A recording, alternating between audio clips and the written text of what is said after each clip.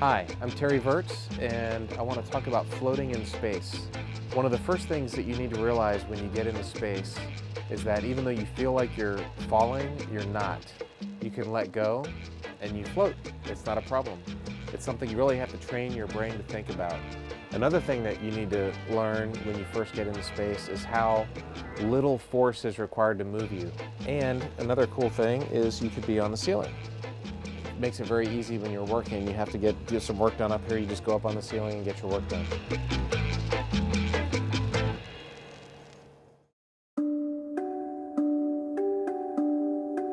Our team of scientists is busy getting their experiment ready for launch. At the same time, NASA is preparing the space scientists who will operate the experiment aboard the International Space Station. So as astronauts on board the space station, we are the hands and eyes of the researcher. They are telling us how best to do the science, but it's up to us to make sure that science runs correctly. Astronauts train all over the world, including at NASA's Johnson Space Center in Houston, Texas.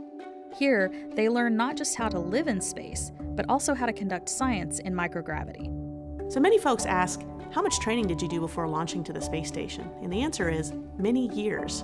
So we train in a lot of big areas. Number one is systems on board the ISS, robotics, how to do spacewalks, and actually science itself.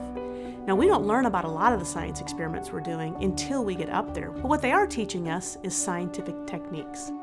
The techniques astronauts learn range from using tools like pipettes and microscopes in microgravity to operating scientific hardware aboard the space station. For example, we study combustion aboard the station because it behaves differently in microgravity. You wouldn't want fire to get free inside your home in space, though, so we've created special facilities to contain it. If it looks complicated, it's because it is. And it's just one of the pieces of equipment astronauts must master before they go to the space station. Hi, I'm Tracy Neff, and this is Sharon Ranke, and we're in PDL2 right now, and we're down here at JSC to do the fluids and combustion facility training for the combustion integrated rack and the fluids integrated rack. So basically, PDL2 is a mock-up of the US lab. Since 2008, we've been coming down and training all of the crew members who will do payloads on the space station. We've been training cosmonauts as well. How many crew do you think you've trained at this point? Probably 50, probably over 50 crew members we've trained. Today, Tracy and Sharon are back at work with a former student, NASA astronaut Mike Fincke. This isn't Mike's first rodeo with the station, or this equipment for that matter.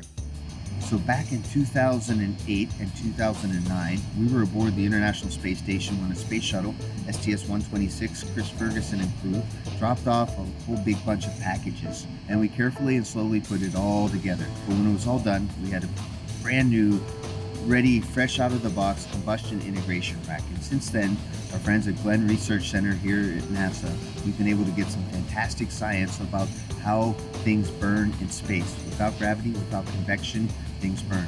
And by understanding that better, we're able to make more fuel-efficient engines and things here on planet Earth, helping save our energy.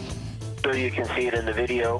All the hoses are within the ring, and so they all fit in nicely, so they shouldn't interfere with us. Sounds great and looks great. Thank you. Well, a lot had changed in 11 years since he was up there.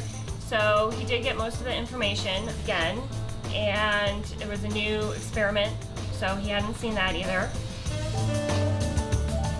He did great. He's a quick learner. It's great to work with, very methodical, and good humor, which is always, we like to have fun when we're training. But the lab camera will be showing, we have and the camera. I will be like looking, and I'm gonna go slowly, and that would be your chance to say no. Yes, Through we are watching you, big yes, bump. and help you whenever we can. This isn't the last time Tracy and Sharon will work with Mike. When he launches to the station and works on combustion projects in space, they'll watch over his shoulder through a camera broadcasting to Glenn Research Center in Cleveland, Ohio. Christina, this is Sharon with an answer to your question. So they do want you to go ahead and install the cable tie. Copy all. Thanks for having that done for me. Anytime.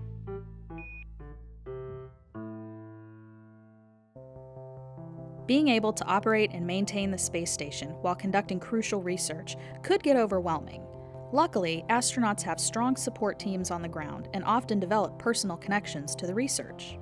I was so impressed at the different things we'd be working on, cancer or Parkinson's or even Alzheimer's disease. So as a physician, these meant a lot to me. These personally were very important experiments that we needed to do. But in all honesty, the entire crew, not just myself as the physician, were excited about working on these experiments. You get a little nervous at first as you begin to pipette or even utilize a microscope, which I hadn't used in years. But you quickly learn because you realize how important it is to the science, and the investigators and scientists running you through all these experiments were fantastic and just walked us through every step of the way. Yeah, just keep us posted, but Drew and I are ready to continue up. Good working with you guys today, and I'll see you soon. We got here on a Thursday, and it's currently Sunday. We put in a big day yesterday filling up these wells with gel solution and getting ready for handover at 7:30 a.m. on Monday, ahead of launch on Tuesday afternoon.